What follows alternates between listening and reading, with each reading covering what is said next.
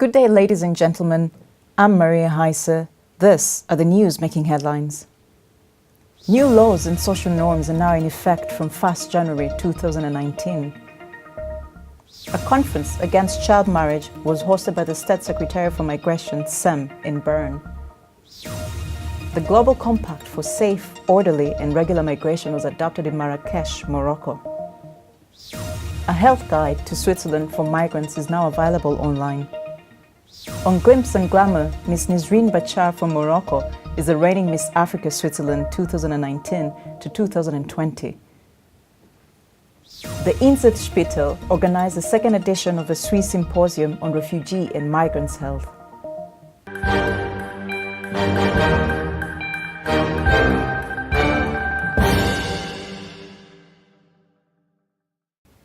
From 1st January 2019, the rules around renewing Swiss resident permits are different.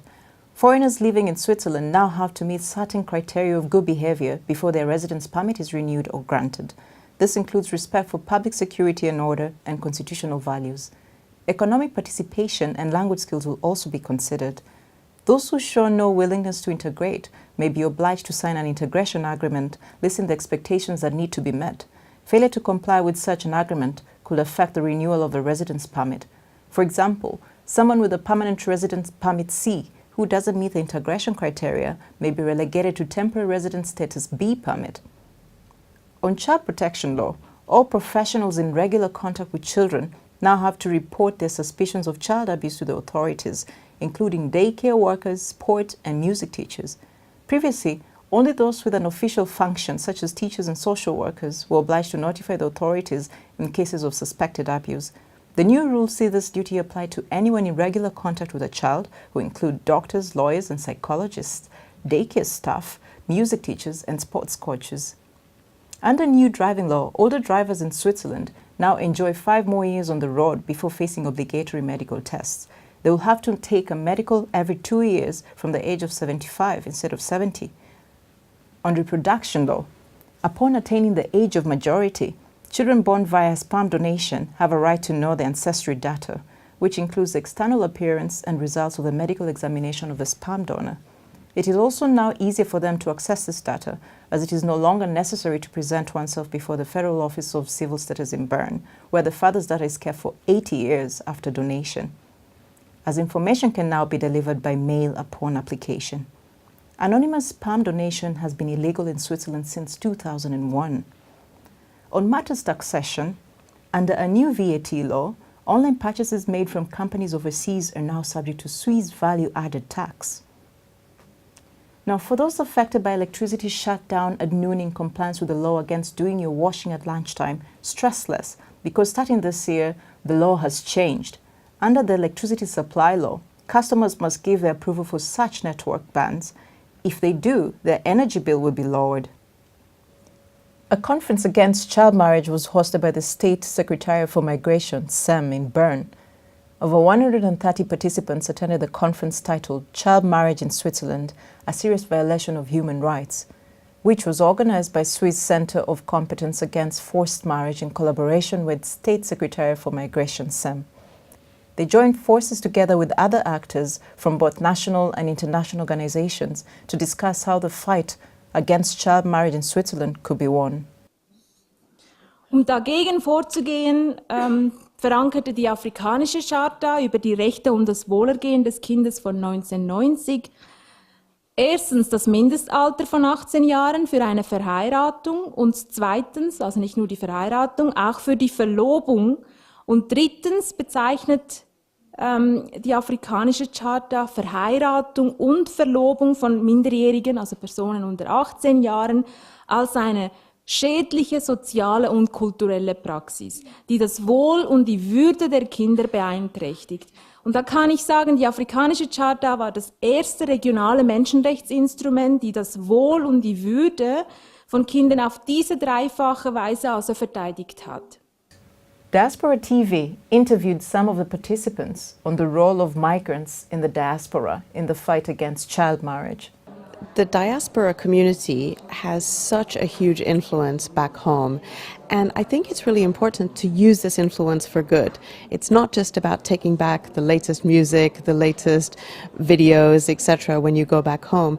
It's really also being open to having conversations about what's in the best interest of girls, boys, young people in the country, to start having the conversation about why is it that we're having child marriage in our country, how is it holding us back, what can we do as a community to change some of these social norms that are holding everyone back. Because ultimately what is going to change the situation is if people who are really anchored in the culture, in the community context, whether they're from the diaspora or whether they're still back home, come together and really work together to change those social norms. Traditions are made by people, they can be changed by people, and that's really important to keep in mind. After over 2 years of negotiation, finally the Global Compact for Safe, Orderly and Regular Migration was adopted in Marrakech, Morocco, on the 10th December 2018, dubbed Marrakech Migration Pact. Diaspora TV asked the participants what Global Compact means to them. This is what they had to say. This compact, in full respect for the sovereignty of states, establishes a framework of international cooperation that is absolutely essential when we face the enormous challenges of migration in today's world.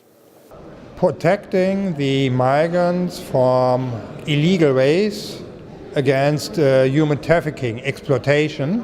So for me the compact means innovation, it means participation, especially from youth as well, and it also means respect, because we have to respect ourselves. We have to respect ourselves when we're listening to each other, when we're talking to each other. It's not about closing borders, it's about making migration's routes safe, supporting migrants to contribute to development. The Global Compact for Migration is groundbreaking, but it will feel short of what the needs are now if we don't take a sense of urgency in its implementation. Even though the Swiss government decided after lengthy parliamentary debate to boycott the GCM, the efforts by Switzerland was commended by Nigerian government by Mr. Babandere Mohammed, the Comptroller General of Nigeria Immigration Service. It's a great thing that we're in Marrakech today. I'm glad things are going well, and Switzerland is one of the countries for Nigeria that has shown a commitment when we signed a migration agreement with Switzerland that migration is regular. We have seen safe returns through integration. We have seen encouragement for voluntary returns and integration in society. It's very good. It's a product that many countries should borrow and implement, Nigeria-Swiss relationship. Now, do you ever face challenges when trying to seek out healthcare treatment and care? This includes aspects of types of medical care available in Switzerland for all your family members, children, the elderly, maternity care, care for the mentally and the physically challenged, and information regarding sexual rights, your rights as a patient, among others. The Swiss Red Cross has published a booklet titled Health Guide to Switzerland, which is helpful for migrants. The booklet details comprehensive information on all these aspects and more. Health Guide to Switzerland is available online at www.migisplus.ch or on Google search. The crowning of a new Miss Africa Switzerland 2019 took place at a grand elegant event in Biel in the canton of Bern. After a tough battle between 11 candidates, Ms. Nizrine Bachar from Morocco, a student of mathematics at the Swiss Federal Institute of Technology, Lausanne, was crowned as a new Miss Africa Switzerland 2019. Her reign will extend till 2020, when the next Miss Africa Switzerland will be held. Margaret Daramola of Nigeria was first runner-up, and Phoebe Yonas from Eritrea went home the second runner-up. Other prizes like Miss Devotion and Miss Culture were won by the candidate of Kenya and Ghana. The night was full of glamour. Let's reminisce on what happened during the event. Baby, fresh on the beat and it's killing them all. Let's just catch some feelings for night. Yeah. And if you tell me, say make up Nisrina! On behalf of all the candidates, I would like to use this medium to thank everyone that came to support our voice and fight against HIV and AIDS, stigmatization and discrimination. our voice to fight against female genital mutilation. Come, let us catch some feelings for night. The second edition of a Swiss symposium on refugee and migrants' health that was organized by Insel Spital in Bern was a huge success. Diaspora TV spoke with one of the organizing committee members, Dr. David Shiva Srivastava, who expatiated on the aims and objectives of the conference. People who have cultural barriers, who don't speak the language, are coming to the emergency department and want to get help, which is not available due to language barriers or other problems in their community, in their area.